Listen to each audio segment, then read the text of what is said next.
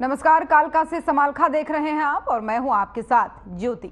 Bharatiya Janata party ने अंबाला के नारायणबगड़ में विजय संकल्प रैली का आयोजन किया, जिस मौके पर हरियाणा के मुख्यमंत्री नायब सिंह सैनी मुख्य अतिथि के तौर पर अपने गृह क्षेत्र नारायणगढ़ पहुंचे, जहां विजय संकल्प रैली के मंच से मुख्यमंत्री ने अंबाला लोकसभा सीट से बीजेपी प्रत्याशी बंटू कटारिया के लिए वोट की अपील की।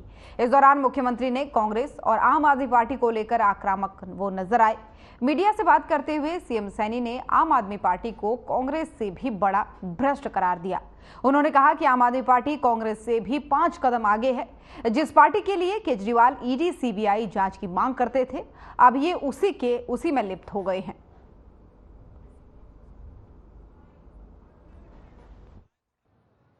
देखिए, लोगों का एक बड़ा उत्साह जोश पूरे प्रदेश के अंदर देखने को मिल रहा है। ये डबल इंजन सरकार की नीतियों का परिणाम है। 10 वर्षों में जो काम किए हैं, गरीब व्यक्ति तक जो लाभ पहुंचा है, योजनाबद्ध तरीके से पहुंचा है।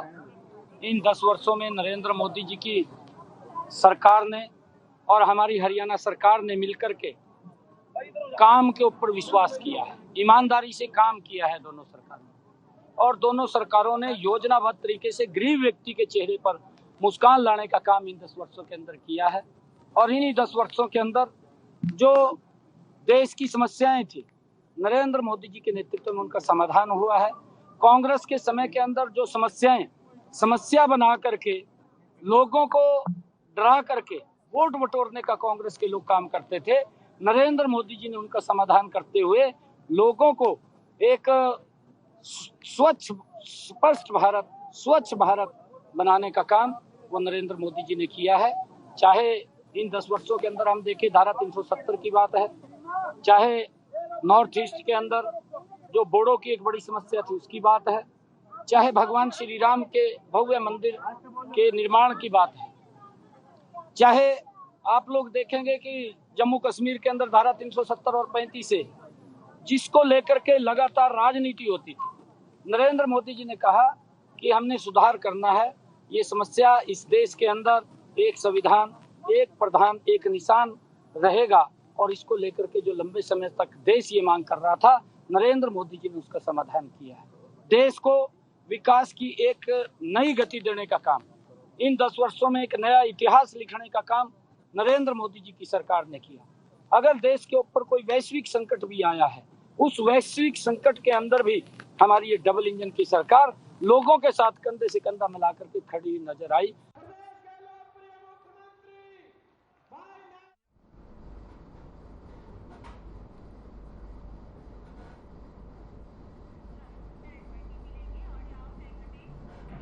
पूर्व मुख्यमंत्री मनोहर लाल ने कहा कि प्रधानमंत्री नरेंद्र मोदी समाज को डिलीवर उन्होंने किया है और जनता हमारा समर्थन कर रही है, जिसके दम पर हरियाणा में बीजेपी सभी 10 लोकसभा सीटों पर जीत हासिल करेगी। वहीं कांग्रेस के न्याय पत्र को लेकर मनोहर लाल ने कटाक्ष करते हुए कहा कि कांग्रेस पहले अपने घर में न्याय करे, कांग्रेसी आपस में लड़ते हैं। कांग्रेस को जनता की चिंता करने की आवश्यकता नहीं है।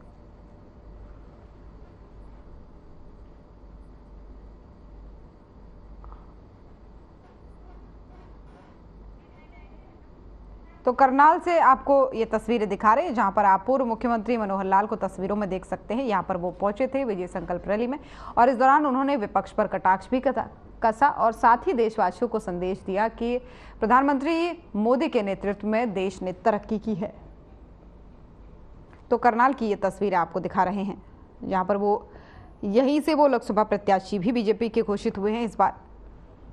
और लगातार दौरों के बीच उन्होंने इस दौरान प्रधानमंत्री मोदी की जमकर तारीफ की और कहा कि देश विकास के पथ पर आगे बढ़ रहा है।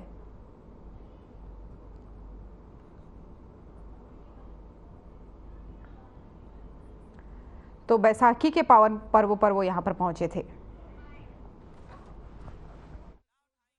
सबसे पहले तो आज 13 अप्रैल बैसाखी पर्व पर मैं आपके माध्यम से पूरी जनता को अपनी ओर से बहुत बहुत बधाई और शुभकामना देता हूं। आज का दिन ऐतिहासिक दिन है। इस ऐतिहासिक दिन पर हमको जैसे मालूम है कि एक बहुत बड़ा जो अत्याचारी डायर ने बड़ा कांड किया था जलियांवाला बाग में, हजारों की संख्या में लोग शहीद हो गए थे।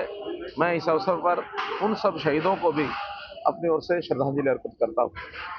जैसा अपने को पता है कि अभी लोकसभा के चुनाव चल रहे हैं और मेरा दौरा पूरे करनाल लोकसभा में तो चल ही रहा है, पूरे हरियाणा में भी जगह जगह जा करके और लोगों से मिलना हो रहा है। आज करनाल के अपने कार्यक्रम के दौरान बैसाखी के इस पावन पर्व पर मुझे लगा कि मुझे किसी अच्छे पवित्र स्थान से अपने कार्यक्रम शुरू करने चाहिए। तो आज हमारी जो निर्मल कुटिया है, बाबा निक्का सिंह जी के आशीर्वाद से जो शुरू हुई, अभी जो हम यहाँ पर वर्तमान गुरु राम सिंह जी जो संत हैं और जितना सेवा भावी इनका जीवन है मुझे पहले से भी पता, लेकिन आज तो जान करके और अति प्रसन्नता हुई कि जो अखंड एक भंडारा चल रहा है, इस भंडारे में कोई एम्प्लॉइज नहीं है बल्कि सेवादार लगातार यहाँ सेवा करते हैं और सब लोगों के लिए 24 घंटे द्वार खुला रहता है। तो मैं इनकी सेवा भाव का भी इनको प्रणाम करता हूँ।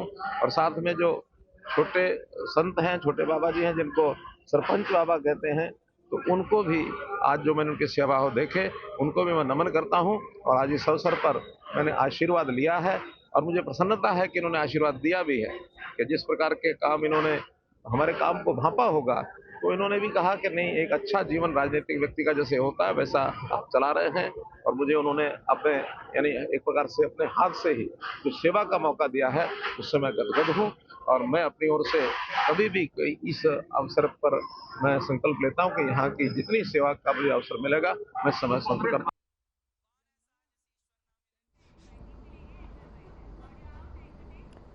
लोकसभा चुनाव को लेकर सियासी हलचल तेज है। सभी पार्टियां अपने उम्मीदवारों को चुनावी रण में उतार रही है।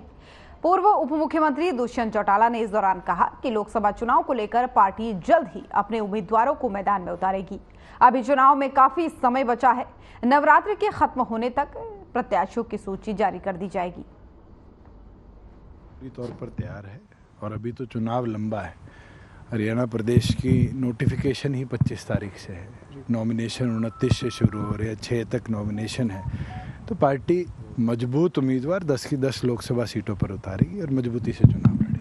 सर, जो आपकी पार्टी के उम्मीदवारों की अगर हम बात करें तो कब तक पार्टी अपने उम्मीदवार उतारेगी? हमने नवरात्रों का निर्णय किया था, अभी तो शायद 17 या 18 तक नवरात्रे हैं, उससे पहले पार्टी की सूची आपके बीच में। सर, लोकसभा के चुनाव के चलते जिस तरीके से जो विरोध हो रहा है सर, कई जगह पर जो बीजेपी के उम्मीदवार मैदान में गए तो उनका विरोध हुआ, आपको भी सर विरोध का सामना करना पड़ा, तो किस तरीके से? दो चीज़ सामने आ रही है। एक तो विरोध हरियाणा के लोग कर रहे हैं जिनने हमें लोकसभा में जिताया, विधानसभा में जिताया, अपने हैं, मगर उसके अंदर कई पॉलिटिकल सोच के लोग भी जुड़े निकले। दिग्विजय का विरोध करने वाले आईएनएलडी और कांग्रेस के पदाधिकारी थे। डॉक्टर अजय सिंह चौटाला जी का कुंगड़ में विरोध हुआ, एक लड़के ने किया, और जब उसको देखा गया, समझा गया, तो वो विरोध करने वाला और कोई नहीं निकला। वो विरोध करने वाला भी कांग्रेस का पदाधिकारी मिला, किसी सेल का। तो ये साफ दिखता है कि प्लान्ड स्ट्रेटजाइज तरीके से पॉलिटिकल पार्टियां भी राजनीतिक माहौल को ख़राब करने का काम कर रही हैं। ये सर जानकारी भी मिल रही है कि राकेश टिकैत जो किसान नेता है, उन्होंने भी कहा है कि किसान नेता यूनियन की अभी कोई इस तरीके के नेताओं के विरोध की कॉल नहीं है। अगर कोई इस तरीके का विरोध हो रहा है तो वो राजनीतिक एक तरीके की साजिश है। मैं हमेशा से कहता आया हूँ कि इसके पीछे जनता देखेगी भी, समझेगी भी और धीरे धीरे मत के अधिकार के साथ अपना निर्णय करेगी। अभी तो लोगों को बहुत कुछ दिखेगा चुनाव में और बहुत कुछ कदम लोग उठाएंगे इन सब चीज़ों को देखते हुए कि कैसे पॉलिटिकली मोटिवेटेड कदम निरंतर उठाए गए हैं, और अब नहीं, पिछले 4 वर्षों के अंदर। सर, डॉक्टर अजय सिंह चौटाला जी का एक बयान था कि चौटाला साहब कहेंगे तो परिवार को एक होने में कोई 1 मिनट नहीं लगेगा। उसके बाद अभय चौटाला ने कहा कि ये गद्दार है, इन्होंने प्रदेश को लूटा है और इनकी कोई जगह नहीं है वापस परिवार में। देखो, अभय सिंह चौटाला जी को मैं ना तो सीरियस पॉलिटिशियन मानता। आप जैसे साथी ने कहा परिवार एक हो। डॉक्टर अजय सिंह चौटाला जी ने हमेशा कहा है ये पहल उनके लेवल पर नहीं हो सकती, परिवार के मुखिया चौटाला साहब हैं, उनके लेवल पर हो सकती। पॉलिटिकल पार्टीज एक होने की बात पे तो कभी चर्चा ही नहीं हुई। चुनाव लड़ेंगे हम 10 सीटों पर, उनमें दम है तो वो 10 सीटों पर लड़ लें। आज के दिन समझने देखने की चीज़ है। जो लोग हम पे आरोप लगाते हैं, मैंने कहीं सुना ये कहा कि चौटाला साहब को जेल भेजने का काम हमने किया। उससे थोड़े दिन पहले कहते थे आम आदमी पार्टी ने, केजरीवाल ने किया, उससे पहले कहते थे बीजेपी ने किया, उससे पहले कहते थे कांग्रेस ने किया। इसका मतलब तो सारी पॉलिटिकल पार्टीज की एक मंशा है जी। या उनको घबराहट है कि वो 2% वोट शेयर भी ना ले पाए तो उनका इलेक्शन सिंबल जाएगा। उनके घबराहट है कि क्या उनके पॉलिटिकल पार्टी का अस्तित्व खतरे में है। तो ये सारी चीज़ें कोई सीरियस पॉलिटिशियन कभी नहीं उठाएगा, और हर रोज अपने बयान को बदलने वाला पॉलिटिशियन जनता के सामने साफ हो जाता है। अनाज मंडी में चल रहे गेहूं खरीद के सीजन की व्यवस्था का निरीक्षण करने के लिए एसडीएम अनुभव मेहता ने करनाल अनाज मंडी का दौरा किया। इस दौरान उन्होंने मंडी के प्रबंधों को लेकर मार्केटिंग बोर्ड को निर्देश दिए हैं। इसी के साथ ही एसडीएम ने गेहूं की आवक के बारे में मंडी सचिव से चर्चा की और मंडी में आई फसल को लेकर किसानों से बातचीत भी की। वहीं एसडीएम ने किसानों से उनकी शिकायतें भी जानी और अधिकारियों को कई निर्देश भी इस दौरान दिए। और इसी के साथ ही एसडीएम ने कहा कि मंडी में किसानों के लिए हेल्प डेस्क बनाए गए हैं ताकि किसानों को पोर्टल से संबंधित कोई भी दिक्कत न आए।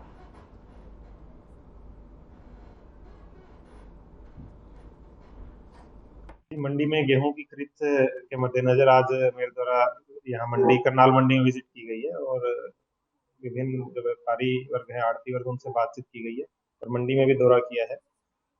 जो भी यहाँ व्यवस्थाएं होनी चाहिए उसको जांचा गया है और अगर कोई कमी है तो उसको दूर करने के निर्देश संबंधित अधिकारियों को दिए। सर, एक लिफ्टिंग का मामला आता है हर बार सर, उसमें क्या कुछ इस बारे में नहीं, लिफ्टिंग जैसे आज तक की स्थिति मैंने भी रिकॉर्ड चेक किया है, सही है और आगे भी जो संबंधित एजेंसी है उनको निर्देश दिए हैं कि लिफ्टिंग की समुचित व्यवस्था रहे, टाइम पे मंडी से लिफ्टिंग होती रहे ताकि जो भी किसान अपनी फसल लेके आ रहे हैं उनको कोई दिक्कत ना आए।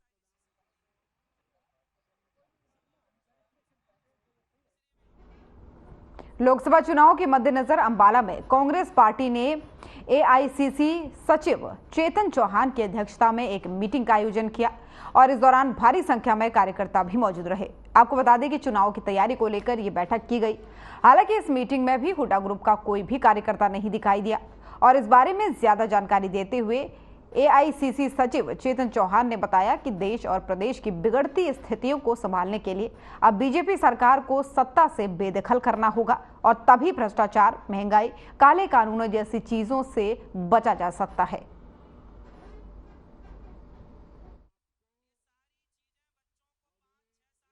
देखिए, एक तो लोकसभा चुनाव सिर पर है, सभी को पता है कि 25 मई को यहाँ पर मतदान है। तो उस मतदान के मद्देनजर रखते हुए लोकसभा की एक अपने परिवार की एक पूरे अंबाला हलके की अलग अलग विभिन्न वार्डों से, विभिन्न मोहल्लों से, विभिन्न गांवों से यहाँ पर लोग आए और ये कोई रैली नहीं थी, ये कार्यकर्ता सम्मेलन था जो हमारे कार्यकर्ता हर गांव में, हर वार्ड के अंदर, उनको हमने बुलाया और उनसे आह्वान किया कि इस बार कांग्रेस पार्टी को हमने बहुत भारी मतों से जिताना है। महेंद्रगढ़ में हुए भीषण स्कूल बस हादसे के बाद से अंबाला प्रशासन अब हरकत में आ गया है। स्कूली बच्चों की सुरक्षा को देखते हुए अंबाला डीटीओ ने कई स्कूली बच्चों की चेकिंग की और जिन बसों के डॉक्यूमेंट्स पूरे नहीं मिले उन्हें जब्त कर दिया। इसमें कई नामी स्कूलों की बसें भी शामिल हैं और इस बारे में ज्यादा जानकारी देते हुए डीटीओ अंबाला ने बताया कि सुरक्षित स्कूल वाहन पॉलिसी के तहत अंबाला में 49 बसों को चेक किया गया है, जिनमें से 6 बसों में वायलेशन मिले हैं। इन बसों को सीज किया गया, साथ ही इन कमियों की वजह से स्कूल पर भी कार्रवाई की जाएगी। उसके बाद हमारे लिए बेहद ज़रूरी है कि हम जो सुरक्षित स्कूल वाहन पॉलिसी है उसकी दृढ़ता से अनुपालना करवाएं। तो उसी संदर्भ में आज हमने 49 बसेस को चेक किया, उनमें से 6 में वायलेशन पाए गए और उन गाड़ियों को सीज किया गया। इसके बाद आगे की कार्रवाई उन स्कूलों के खिलाफ भी की जाएगी कि ऐसी वायलेशंस आप लोग क्यों कर रहे हैं।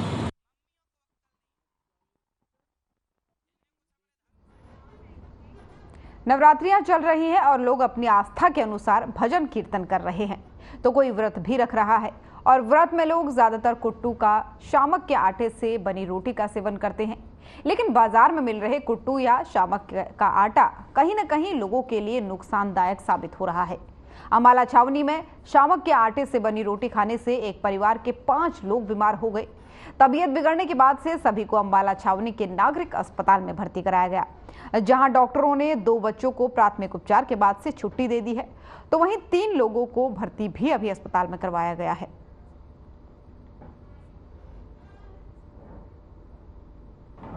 नागरिक अस्पताल अंबाला कैंट में मेरे संज्ञान में आया था कि कुछ एक परिवार के 5 सदस्य आए थे, जिनमें से 3 को एडमिट किया गया था, 2 को प्राथमिक उपचार देने के बाद वो घर चले गए, उनकी हालत ठीक थी।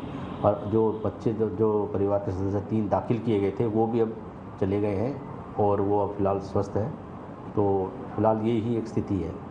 हमने नवरात्रों के व्रत रखे थे, सब लोगों ने ऑलमोस्ट घर में सभी के व्रत थे, लेकिन सिर्फ 3 लोगों ने व्रत रखे हुए थे। उसके बाद जब हमने सामक का आटा मंगाया, 2 किलो आटा हमने सामक का मंगाया था, उस सामक के आटे की हमने रोटियां बनाई, उसको खाने के बाद हम सबकी तबीयत खराब हो गई।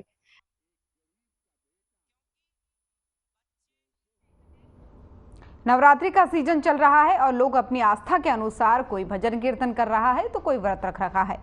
और व्रत में ज्यादातर लोग कुट्टू या शामक के आटे से बनी रोटी का सेवन करते हैं, लेकिन बाजार में मिल रहे इस आटे से कहीं न कहीं लोगों को काफी नुकसान पहुंच रहा है। अंबाला के छावनी के यहाँ पर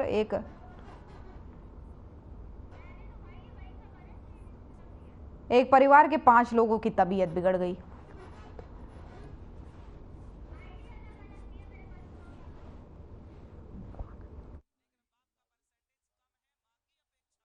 मेरे संज्ञान में आया था कि कुछ एक परिवार के 5 सदस्य आए थे, जिनमें से 3 को एडमिट किया गया था, 2 को प्राथमिक उपचार देने के बाद वो घर चले गए, उनकी हालत ठीक थी। और जो बच्चे जो परिवार के सदस्य 3 दाखिल किए गए थे वो भी अब चले गए हैं और वो अब फिलहाल स्वस्थ हैं। तो फिलहाल यही एक स्थिति है। हमने नवरात्रों के व्रत रखे थे, सब लोगों ने ऑलमोस्ट घर में सभी के व्रत थे, लेकिन सिर्फ 3 लोगों ने व्रत रखे हुए थे। उसके बाद जब हमने सामक का आटा मंगाया, 2 किलो आटा हमने सामक का मंगाया था, उस सामक के आटे की हमने रोटियां बनाई, उसको खाने के बाद हम सबकी तबीयत खराब हो गई।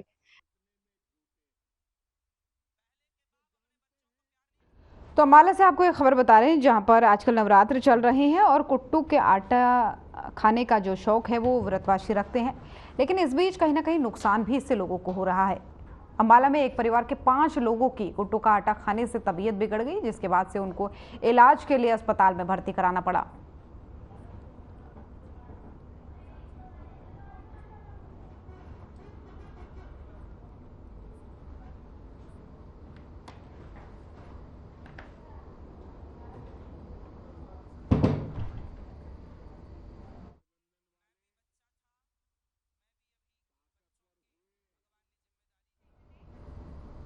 कांग्रेस और जेजेपी को बड़ा झटका देते हुए पार्टी के लगभग 100 कार्यकर्ता बीजेपी में शामिल हो गए हैं। उद्योग मंत्री मूलचंद शर्मा और जिला अध्यक्ष राजकुमार वोहरा की अगुवाई में विधिवत रूप से बीजेपी की सदस्यता इन्होंने ग्रहण की, तो वहीं जेजेपी नेता सुनील शास्त्री और बल्लभगढ़ से कांग्रेस नेता राजू धारीवाल ने अपनी टीम के साथ बीजेपी का दामन थामते हुए बीजेपी में अपनी आस्था व्यक्त की है। इस मौके पर उद्योग मंत्री मूलचंद शर्मा ने बीजेपी में शामिल हुए सभी नए युवाओं को उनके भविष्य के लिए शुभकामनाएं दी और कहा कि भाजपा इस बार आने वाले 4 जून को 400 पार के नारे को पूरा करेगी।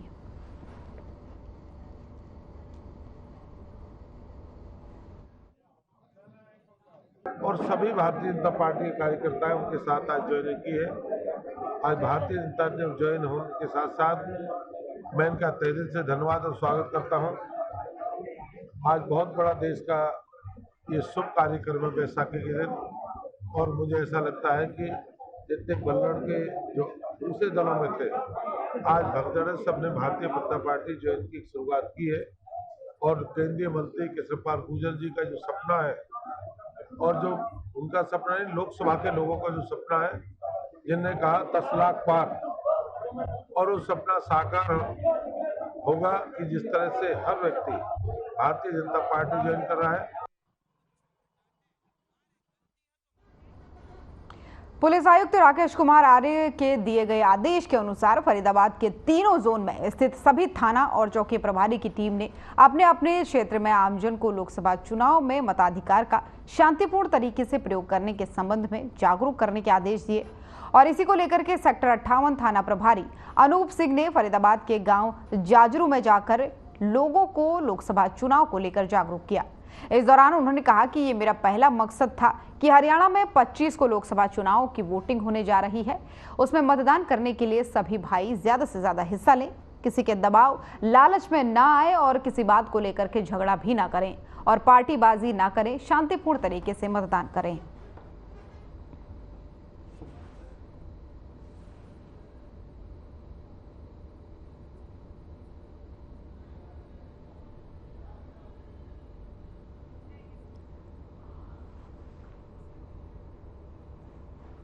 फरीदाबाद से आपको ये तस्वीरें दिखा रहे हैं जहां पर थाना प्रभारी भी अब लोकसभा चुनाव को लेकर के एक्टिव होते नजर आ रहे हैं।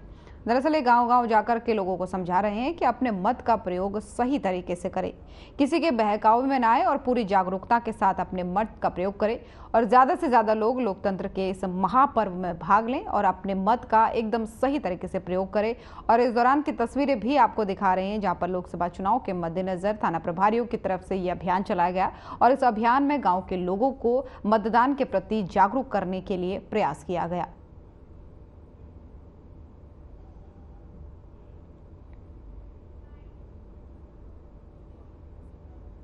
ये मेरा पहला मकसद तो था जी, जो अपने आने वाला लोकसभा चुनाव है 25 मई को वोटिंग होनी है हरियाणा में, तो इसमें सभी भाई मतदान में ज़्यादा से ज़्यादा बढ़ चढ़ कर हिस्सा लें और कोई लोभ लालच या भय में ना आए और ना किसी के दबाव में आए, निष्पक्ष मतदान करें शांतिपूर्वक। और जो स्कूल बस का एक हादसा हुआ कनीड़ा में, तो उस बारे में भी अपने अपने बच्चों को उनके स्कूल में जाके उनके प्रिंसिपलों से पता करें भाई तुम्हारा बस कंडक्टर ड्राइवर जो उनके पास लाइसेंस वगैरह उनका भी आई साइड वगैरह सब ठीक ठाक है कि नहीं, कोई ड्राइवर अगर ऐसा पता करता है, कोई कंडक्टर करता है तो उसको हटाएं।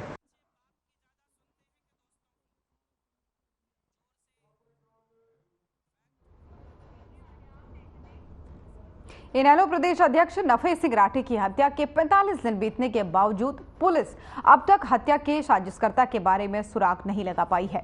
इतना ही नहीं, उनकी हत्या की वारदात को अंजाम देने वाले 2 शार्प शूटर अभी तक पुलिस की गिरफ्त से बाहर हैं और इसी के चलते नफे सिंह राठी के परिवार के सदस्यों में काफी रोष है और नफे सिंह राठी के परिजनों ने हत्या के आरोपियों की गिरफ्तारी और साजिशकर्ता के नाम का खुलासा करने की गुहार एक बार फिर से पुलिस से लगाई है और 18 अप्रैल को बहादुरगढ़ बंद का आह्वान भी किया है। वहीं नफे सिंह राठी के भतीजे कपूर सिंह राठी ने पुलिस पर आरोप लगाया है कि एफआईआर में शामिल लोगों से सही ढंग से पूछताछ नहीं की गई है और इसीलिए हत्या के षड्यंत्रकारी का नाम अभी तक पुलिस ने उजागर नहीं किया है। और साथ ही नफे सिंह राठी के बड़े बेटे भूपेंद्र राठी ने भी षड्यंत्रकारी को जल्द से जल्द गिरफ्तार करने की मांग की है।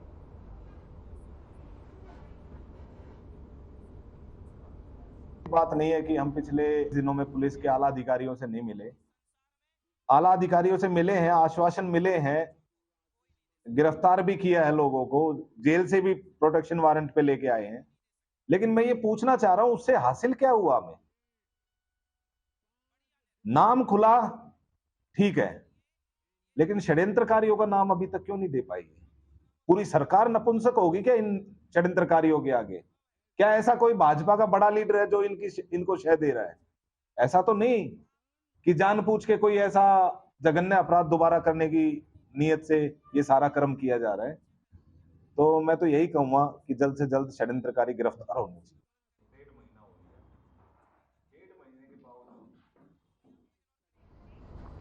देश भर के साथ साथ हरियाणा के रेवाड़ी में बैसाखी का 76वां पावन पर्व बड़ी ही श्रद्धा और हर्षोल्लास के साथ मनाया गया। आपको बता दें कि इसी दिन सिखों के 10वें गुरु गोबिंद सिंह ने खालसा पंथ की नींव रखी थी। वहीं पंजाब में रबी और गेहूं की फसल कटाई बैसाखी पर्व के साथ शुरू की जाती है। इस संदर्भ में रेवाड़ी के पावन धार्मिक स्थल लालजी महाराज की गद्दी नशीन मनोरमा गोस्वामी और संस्था प्रधान संजय बत्रा ने बताया कि बैसाखी पर्व मनाने की शुरुआत पाकिस्तान स्थित लालजी महाराज की गद्दी से हुई थी और इसी कड़ी में पिछले 76 वर्षों से रेवाड़ी में भी ये त्योहार धूमधाम से मनाया जा रहा है। जैसे आप सब जानते हैं कि बैसाखी हर साल यहाँ 76वां बैसाखी उत्सव मनाया जा रहा है। ये हमारे पाकिस्तान गद्दी से चला आता है ये ऐसी जगह है हमारी गद्दी गुरु जी महाराज जी की, जहाँ पे किसी का जो छोटा बच्चा होता है उसका मुंडन भी यहीं होता है, चोला भी यहीं होता है। और हमारे जब पंजाब के अंदर जब फसल करते थे इस त्योहार को वहाँ धूमधाम से मनाया जाता है, लेकिन हमारे इस गद्दी में रेवाड़ी में भी लगभग 76 ईयर्स हो गए हैं और ये यहाँ मनाया जा रहा है। और एक खुशी की बात और है कि इस स्थान पे जल्दी हम एक भव्य दोबारा गुरु घर बनाने की कोशिश करें, तो 17 तारीख से हम उसका मुहूर्त करेंगे। आज की नहीं, बहुत प्राचीन वो है गद्दी है, ये कम से कम भी 400-500 साल पुरानी गद्दी है। इसमें श्री लाल जी महाराज ने सिद्धियां की और वो हमारे जो है लाल जी महाराज, ये पाकिस्तान से ये गद्दी चल रही है और आज भी वहाँ पर मुसलमान लोग जो है वो आज भी इस गद्दी को मानते हैं और वहाँ पर भी इसी तरह से मेला लगता है। हमारे 76 सालों से यहाँ पर मेला लग रहा है।